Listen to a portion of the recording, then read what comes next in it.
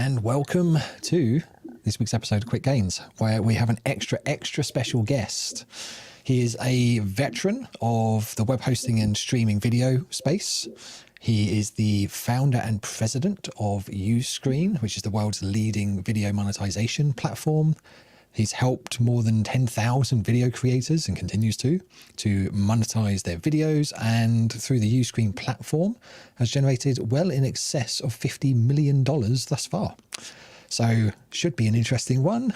Welcome to Quicc Gains, PJ Taei. How's it going? Yeah, absolutely, Dan. Thanks for having me. I'm excited to be here. And when you said 50 million, I was like, wow. And to be honest, it's probably more than that now, isn't it? It's way more than that, maybe 30-40% more. I'm not sure the exact number, but it's significantly increasing, which is awesome because it's not just a hosting platform. It helps you make money. Yeah, I mean, I've got those numbers from, I'm guessing it was pre-COVID kind of spike traffic. Because I'm guessing with your platform, as with ours and with many others in this space, you've probably seen quite a significant incline in usage, I'm guessing, over the past sort of 6 months to a year.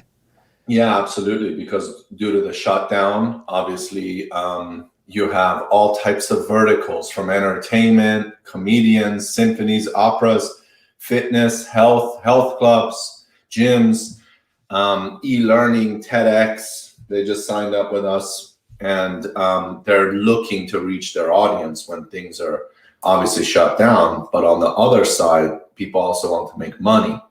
So it is a tool that helps you make money, and it's online when everything's shut down. So yeah, I would say we were pretty well positioned, but we were extremely humble in helping as many people as possible. I mean, we shifted the complete company to implementations.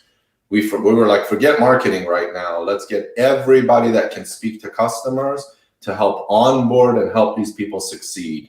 So we significantly did a shift, and we're not greedy about it at all. We were very selfless to make sure our customers succeed. They launch, they're fast, and people speak pretty highly of us. They really do. And they're like, you guys got me launched so fast. Like SoulCycle launched with us. And I was actually speaking to the former CEO, Melanie, yesterday. She's no longer with them, but she spoke to the head of product, which was in charge of SoulCycle launching on UScreen. And he was saying to her how they launched in literally 2 weeks. I mean, that's a big brand, enterprise brand that launched. Other creators launched the same day. That's not a small piece of work either, is it? That's a lot of work.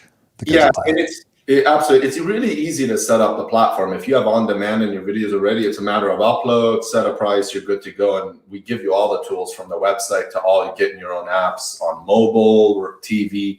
But live streaming at a SoulCycle level, you need the camera. You got to get everything perfected, like your camera, right? I'm just using a webcam, but you've done a really good job setting up. That didn't happen in like 30 minutes. You have to figure out what works, where's this, where's that. So that takes a bit more time. There's a lot of trial and error. I mean, even the lights I've got behind me, people are like, how did you do that? And I tell you, I played around, and this is going stupid, like absolutely crazy. I played around with strip lights at the top, at the bottom of the background behind me. I tried side lights. I probably spent, I can't even know how much money I spent on random strip lights from Amazon. And what I ended up doing, I can actually show you, is 2 lights like that. Oh, I see. That's what you did. And then what do you have? Like a digital SLR and a lens? It's a Canon M50. Yeah. Okay. And then what kind of lens is it?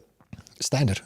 Again, I played around with 3 different lenses, and standard lens is all I end up doing. But like you say, that took me months of just like little tweak here, little tweak there, strip it out, do it again. So yeah, I know what kind of work would go into businesses like you've been onboarding, especially for live streaming. It's not a, just put this thing there, put that thing there, and it's done. It doesn't work like that, does it? Absolutely. If you want to make it look solid, like you're not going to use Zoom, you're going to want a nice setup. But that doesn't mean most of our customers do that. I'd say actually 25% make it perfected like yours.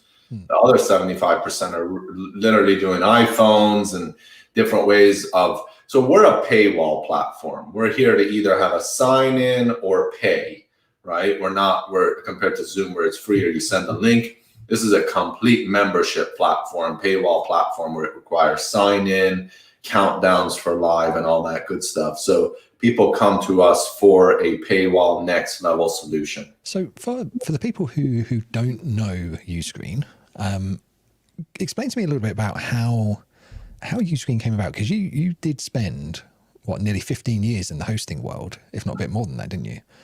So how did UScreen come about, and what kind of businesses do you actually help the most? Absolutely, you're right. WebNet Hosting was my previous company. It was 14 years. You're exactly right on the money, and I worked with many different, about 5,500 sites. But I came from the digital world, right? I hosted the data, and I also helped those customers sell physical goods online. So we were doing e-commerce, physical e-commerce. I then shifted to UScreen because I just wanted to change. It was 14, 15 years, and the business was flatlining. And there was GoDaddy and all these big names. So it was time for a change. But I had been exposed to a lot of customers selling DVDs. And I was like, what if there was an easy way to stream those DVDs, right? And monetize. And there was like Vimeo on demand and Gumroads and Shopify plugins like Sendout. It was called digital goods, like digital delivery of goods, where it sends you a link and you download the file. But what if you gave this beautiful Netflix experience? So I saw a few small alternatives and competitors doing that, and I really took that idea and stumbled and just kind of I stumbled upon them and really grew that idea and built something better. So always being first actually is not the best thing, you know, where you take an idea and then you learn from them and you really kind of expand on that. It's the curve of innovations, isn't it? And it's tricky when you're first to the party, because like no one knows how to find you, do they? And marketing is harder. It's a bit of an uphill battle. You've got to find people yourself. You've got to explain it to them in their own words. That is in itself that in itself also is not an easy thing to do. But you seem to have been able to do it really well. That's a really good point you're making there, Dan. So to be honest, well, first of all, what you're saying is 100% true. When you're early to the market, you need to educate your audience or potential customers that such a solution works and it's for them, and you got to sell it to them. That's not easy. Timing is key in adoption of someone willing to pay for your goods per se. So when we came to the market in late 14, early 2015, which is now 6 years ago, it was tough. People were not willing to adopt the solution that easily at all. It took about 3 years. And you know who helped us? The big names helped us, like Brightcove and Vimeo. They came in, bought smaller solutions, right? And they named it exactly how we do, like OTT or video monetization. And they help make the concept super popular. They cast a big net and they tell people, you need this, you help. All their salespeople are out there. Of course, those people that are hearing about this are going to look for alternatives. So they expand the market. And then COVID happened, which really accelerated and expanded the market. You and I would have been on this video podcast, and people would have been paying for videos a few years down the line. For sure, everything is going that way. But COVID really significantly expanded the adoption of live streaming and community online and all that good stuff. So yeah, that really took an acceleration. So the clients that you would service and help right now, where do you see that going? Because I mean, from a lot of the people who role in our space, you've got live streaming businesses, you've got solopreneurs, you've got influencers, we've got agencies and social media and video marketing agencies, but we've also got the people who are transitioning very much towards online learning and courses platforms and things like that as well. And the first thing, I'll be honest, the first thing I thought as soon as I started looking at your platform was, so instead of having a courses platform, I could put all of my video content on a Netflix style library and people pay me on a monthly basis to view it. That was awesome. And that completely changed my way of thinking a little bit around like how clients in our space could actually monetize access to their content, because it is a little bit like samey out in that space at the moment. Mm-hmm. And you allow people to do it very differently, and I like that. Nice. Dan, you hit the nail on the head, actually. You explained it extremely well. So you're more, I wouldn't say you're more knowledgeable of a user than the average customer that comes to UScreen, right? So the average customer comes, they're like, this is cool, I could stream, I see my competitors on here, I need the same thing. You are very familiar with the video space. So you know there's content, like course platforms, and there's lots of them, Teachable, Thinkific, and all these. And they've been around for a long time. A lot bigger companies been around longer. And then you have the Netflix style streaming service, which is absolutely an alternative and being adopted extremely well. You know why? Because people want to create subscription sites, recurring. Although some of the course platforms do it, they don't do it that well. Those are individual course. I buy, I watch A to Z, and I'm finished. Then I buy another course. Yeah, there's memberships, but they don't do it that well. We're ultimately that Netflix style subscribe and get your video on demand for $9.95, get the video on demand and the live for $20. We have multi-tiers, right? And you have the apps on your mobile, your Roku, your Apple TV. We do all that stuff.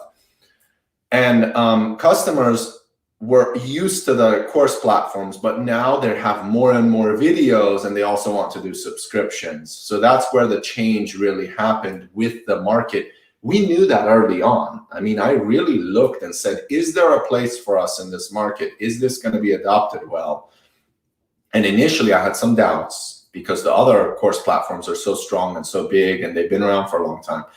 But I knew people will have more content, and I knew live would come, and I knew the features on the apps would be important. And that what really started to adopt. And I absolutely see this as the future. Yeah, I got to react to completely agree. I mean, when we were talking internally in Quicc's world, so Mike and Jason, the co-founders, I'm the CMO, we've got Brie and Claire on our team as well. We work with a number of other like developers and partner agencies. And when Mike, Jason and I were talking a lot about the future of captioning, because that's where Quicc comes from, is the captioning, transcription, burning in branded captions into the video content. And Quicc's only been around for about, this is the second year really of launching Quicc. Nice. And very quickly, like you said, the transition of adoption that the market has actually taken up captioning and branded captioning has massively been accelerated in, both through the course of COVID. And what we found early on this year was we actually sat around and had a conversation of, so what if you could transcribe and then caption your video content and make that searchable and indexable? And again, the first place that my head went to was content creators and course creators. So if you can make a video both accessible through a membership or through a premium service, but also make that entire content verbatim searchable, then it opens up exactly what you're saying. It opens up entire video libraries from education, help, customer service, audit. I mean, you name it. It opens up that whole thing to a vastly more in-depth, granular experience for the user. And that's why we created Quicc Search as well, was around really doing what no one else is doing in the market and making that accessible. But like we were talking about earlier, the challenge for us now is getting people to understand the impact that having searchable, indexable content in terms of video actually does for them. And that we're finding a little bit of a challenge at the moment, because it's like, so you're telling me that I can do this, this, and this? I was like, yes. But you've got to have those conversations on a one-to-one basis. That's right. And yeah, that is hard. And we're there right now. Yeah, we're there. Yeah, you guys' timing is really, really good. As video obviously is expanding, captions is really important. It really is. I mean, we're used to it on social platforms, and many people favor them. So, the downside is it can get expensive, but I think as premium content goes, especially around e-learning, entertainment, captions are really important. So that's definitely on the up and up, and it will only grow because video and captions are friends, right? Like you can do without the captions, but A lot of the platforms actually favor them. I think YouTube likes captions and will do a better job of ranking your videos if you put captions in them, right? Facebook's getting that way as well. There you go. So that they're laying the groundwork, you know, for that. That speaks really highly of captions. Yeah, I'm all for captions. I personally like them, and I think our audience absolutely favors them. It's very accessible. With UScreen, you can take a video and put many different languages of captions, and on the player you switch it. So it's absolutely a very needed and fast-moving, not just trend, service, a much needed aspect of video. And where would you see, I mean, with your clients, for example, just pick one out of thin air if you want. If those clients were able, or their users, sorry, their viewers were able to search video content on a word-by-word basis to get to exactly the video or videos and the timestamps within those videos, with all your wealth of experience over the years, where would you see that going as a market? Yeah, absolutely. I think searchable text within a video is absolutely important because you can get to exactly what you need. What type of customers would use that? I bet you the e-learning ones would use that, any kind of education content. Definitely not fitness, most likely, right? No one's searching for anything specific. But you know what? I kind of take that back. It's possible someone could be in front of a computer and they search a specific word and they want to look for a specific part of the video. Then possibly they could do that.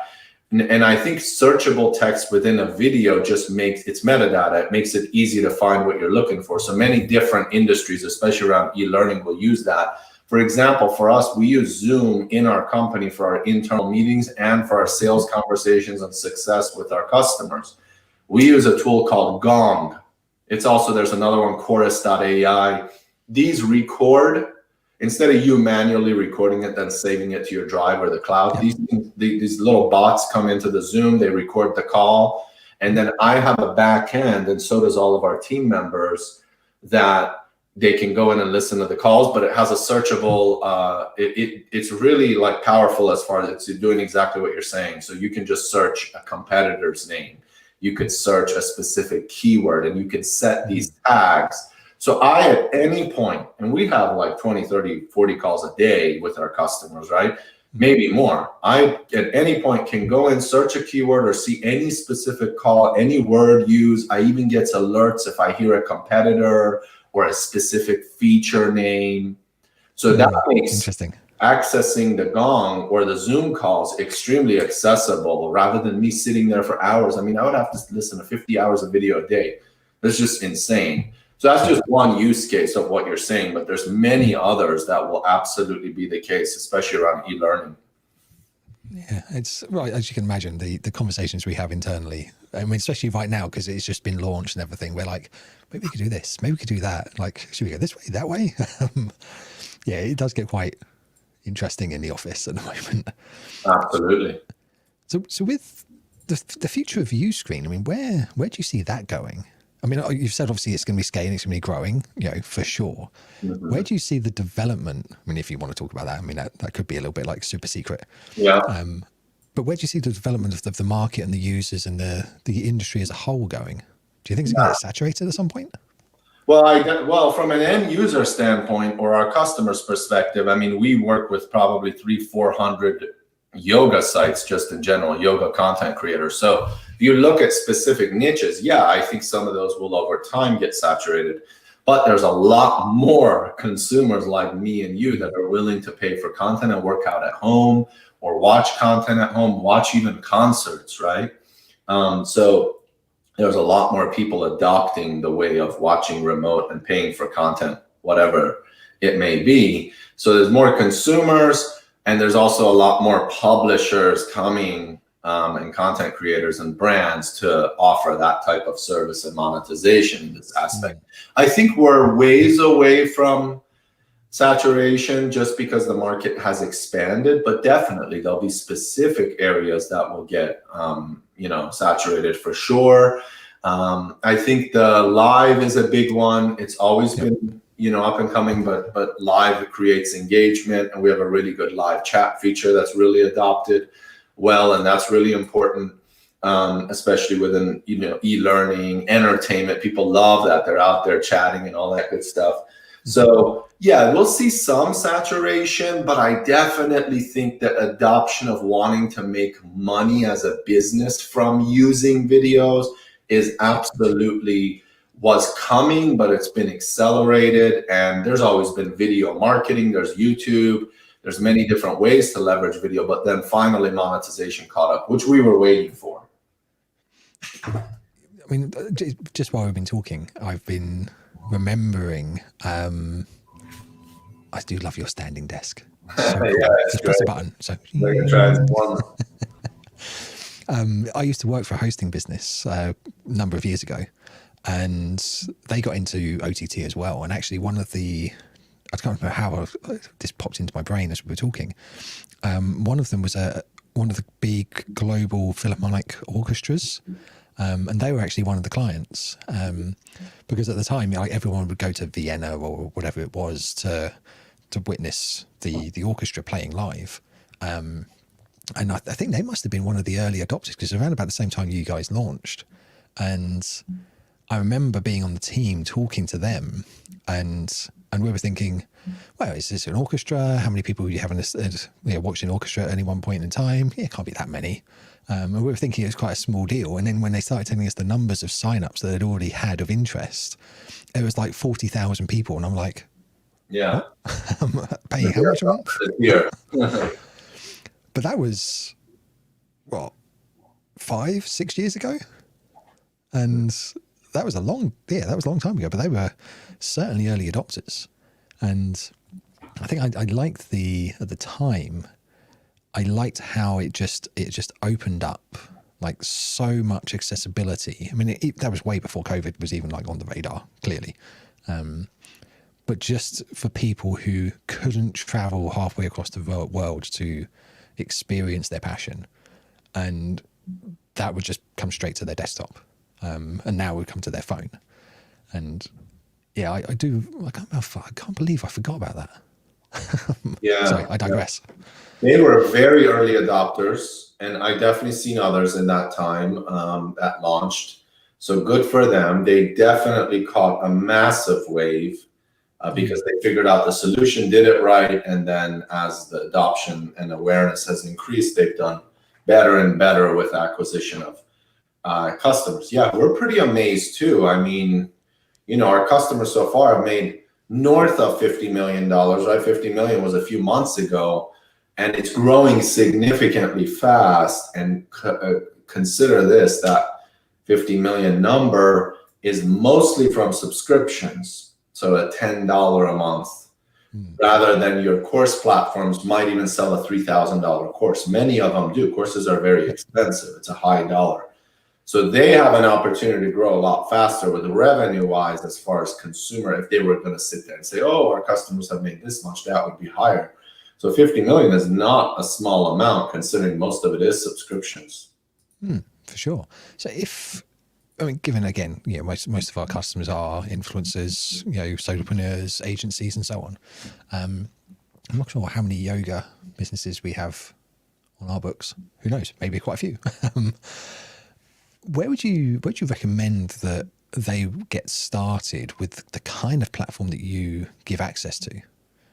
Yeah, absolutely. I think as long as you have a little bit of an audience, whether it's a following on Instagram, Facebook, YouTube, or an email list, it's super easy to get started with UScreen, and you have something to offer of value that's premium content. It could be a yoga training, it could be teaching something, teaching business, teaching how to make video, whatever it may be, entertainment, right? If you have an audience and you have content that they're willing to watch, and you'd be surprised, many people are willing to watch that. So you can use that as a test. You could start with our smallest package, put a few videos up, get them to come on the site and make a few purchases. And then you're going to be like, wow, this works. And you're going to snowball that and add a lot more content. It's very easy with the analytics to see what's being watched the most and then produce more of that, right? So actually an interesting customer that I spoke to 2 days ago, Her name is Mimi Bouchard.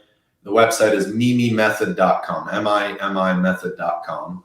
And she actually is an Instagrammer, an influencer, right? And she has a membership site on UScreen and does 3 types of content: food and nutrition, workouts, and meditation. To her surprise, she launched 4 months ago. And I mean, I'm talking 6-figure income to her audience. She's doing extremely well. So she's making 6 figures, right, from her audience. And they're very engaged, love her content. And guess what type of content, to her surprise, was the most seek that she didn't know about, was the meditation. So it's just, you never know, like, you know your audience, you have a following. And a great thing about a platform like ours is you own your audience. Now she knows their email, knows who they are, knows their activity, and can produce that content. She had no idea that was the case on YouTube. I mean, she could have looked at her most watched videos, and she's not really a YouTuber. She's an Instagrammer, right? So she doesn't know what they want. Like, she doesn't have their contact information. It's just a following. Tomorrow she can get banned. But in the case of UScreen, you now own your audience, have their emails. You have 1 membership today. Of course, tomorrow, another membership tomorrow. Then you sell them mats. Then you sell them a nutritional. But it's like you launched a business. So that's definitely what we're seeing, especially with influencers and many different brands. Is they're like, okay, we got to own our data. Why are we giving all this data to YouTube? Right. So I think people are becoming extremely aware of that. We've been pushing that for a few years. We went to a conference you might be familiar with. It's called Vid Summit. Yep. Yeah. Those guys. Yeah. We went there a few years in the last few years, and we had a shirt that said, "Own your audience." People are like, what does that mean? So we had to educate them. It wasn't the best tagline, but we've been telling people that, but there's no doubt everyone's starting to pick it up. It's really valuable. Yeah, for sure. It's, just with you and I talking right now, my brain is just ticking with how people can change what they're doing. And let's face it, I mean, these days, to stand out from the crowd is to be successful. Basically, it's, if you just do what everyone else does, then you tend to blend in. And if you're the people who are doing, like you say with Mimi, if she's doing something which no one else really in her market is doing, then she's going to stand out from the crowd. That's right. Vastly more than anyone else. So when it comes to things like the security side of things, I mean, one of the problems that the online space has is, like, and it happens, the bigger you get, the more of a problem it becomes, is you'll have someone who will sign up, they'll do a chargeback after they've downloaded your entire course library, they'll stick it on random forums with a PayPal link, and off you go. I mean, the fraud is rife the more success you get. So how does your platform help mitigate against that as well? Yeah, absolutely. So all the streams, live and video on demand, are streamed securely via encryption. So it's a bit harder to pull. So that helps. And then we have IP tracking. You can't share passwords, up to 3 devices per login. So we constantly are improving our security measures. But when you are streaming video online, there's definitely a risk. And it's the same with Netflix and the best of them. There's nothing you can do about that. There's going to be enough revenue and profits. You got to get out there and stream those videos. So we definitely have more security protocols than the average provider, I would say, or our competitors. I don't see security a massive, like our customers getting their content ripped all the time. It's very rare, but it definitely does happen. And I mean, like, when that happens, you got to send emails and do copyright and go from there to resolve those issues. But I don't see it that often, to be honest, which is kind of surprising. And let's face it, you have quite a few videos going through your platform. So yeah, definitely. Yeah, honestly, I don't see it that often. That I haven't thought about it in a while. I mean, we initially did, and we had to build the security features, but it doesn't happen that often. So I remember, back from my hosting world, it was, in the UK, we have things called Ripper requests, which are requests for information that the police would kind of give when they get reports and all that kind of stuff. We would see that a lot for stream But like you say, as soon as the security tools matured, then overnight they would just go away. Like I think we had a team in Ukraine, I think it was, who was doing, it was something insane, like 10,000 abuse complaints and copyright infringement complaints every month. Wow. But then almost overnight, well, probably not overnight, probably over the course of about a week or two, when we really started tightening up the security tools, those complaints went down to about 1,200. And then they went down again to a few hundred. And we had to actually repurpose the team away from doing abuse and into doing customer support and billing, because it just shifted overnight. But it was a big problem, which is why I asked the question, was, what you guys have done to kind of help with that. Yeah, absolutely. So, I mean, that's why I think those basic protocols of encryption, password sharing go a long way, because I think it's like having a lock on your door. The thief just moves on, or a camera, right? There's easier targets.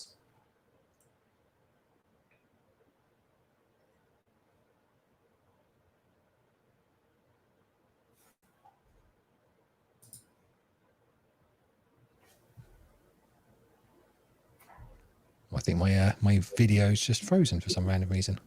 Yeah, you might want to turn off the cam, turn it on, see if it comes back. Your internet might have gotten a little choppy. Let me try mine. People are already hearing us or not. I have no idea. Typical. Don't you love it when things are live? Are you able to cut the video off and on? And I think it's actually Chrome that just. Yeah, let's have you drop off then and come back.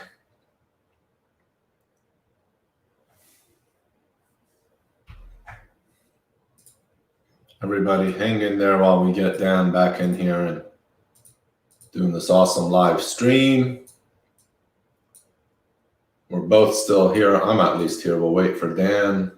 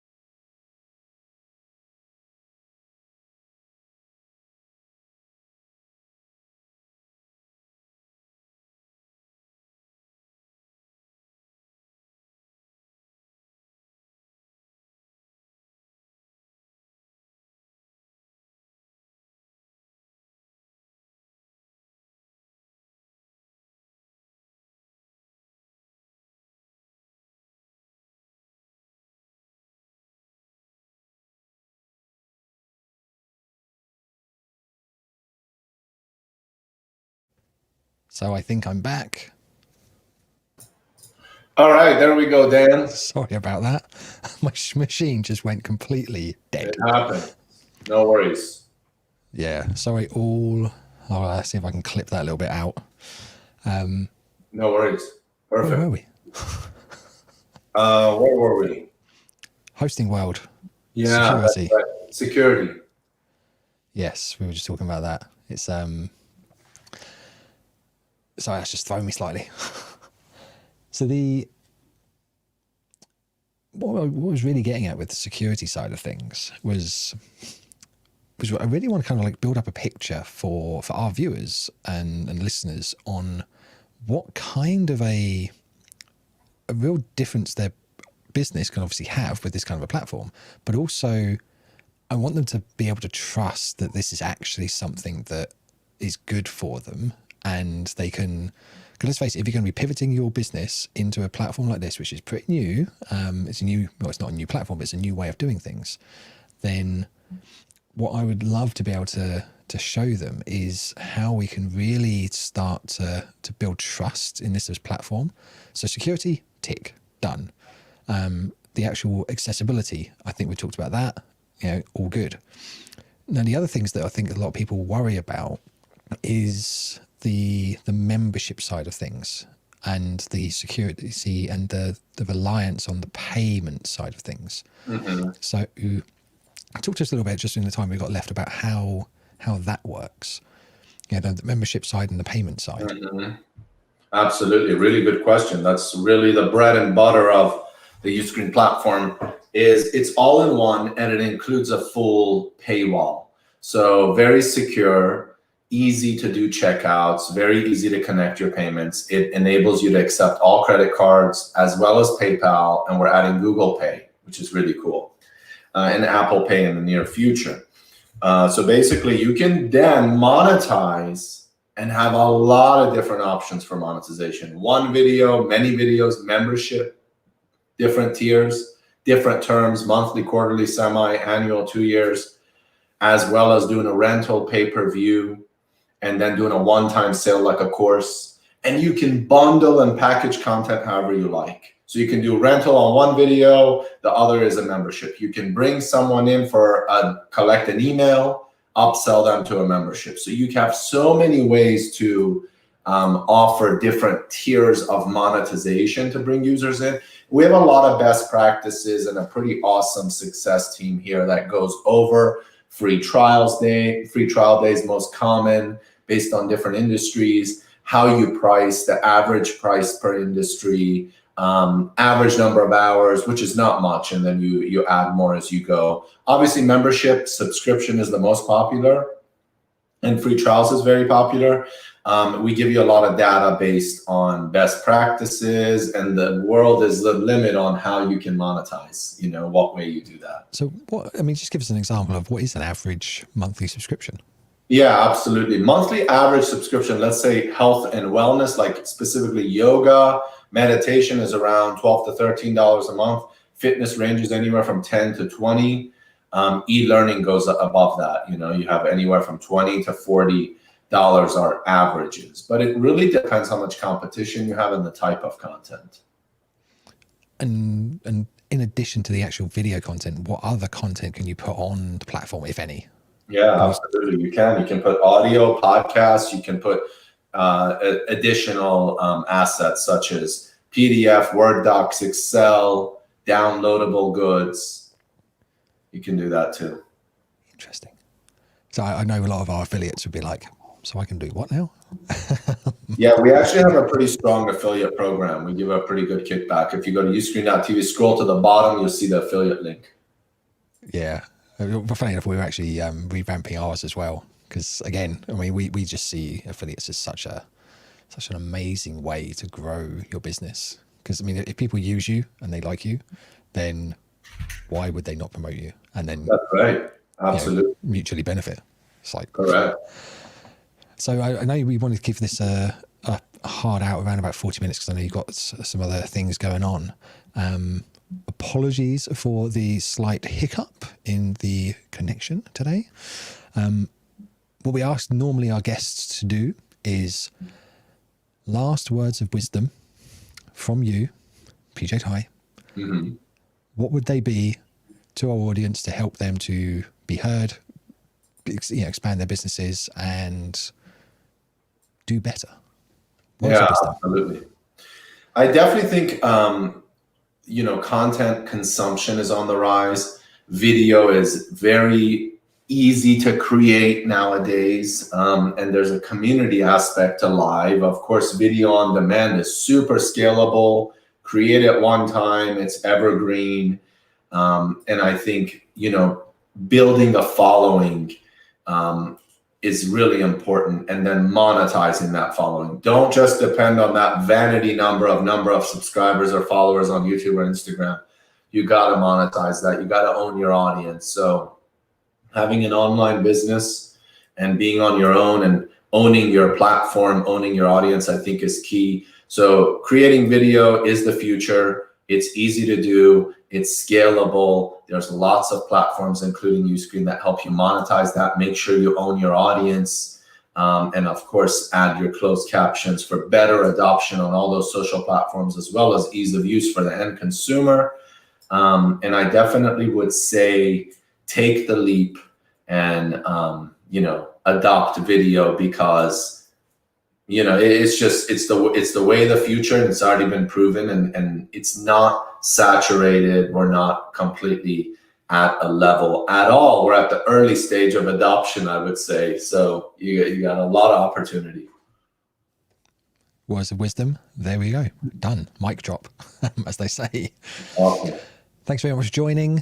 Any questions anyone has, please direct them to either myself or to PJ's team, which is sales@uscreen.tv. If you want to start a trial, feel free. You can go to their website, uscreen.tv. It's up on the screen right now. And if you want to talk to their team about getting started and a bit of a discounted special, then reach out to them on that email address also. Awesome. Thanks very much for joining. Thank you, everybody. It's been a pleasure. Thanks for having me, Dan. No worries. Catch you next week, where we've got another extra special guest, because every guest is extra special, obviously. Awesome. All right. Thanks. Have a good day. Have a good afternoon. See you later.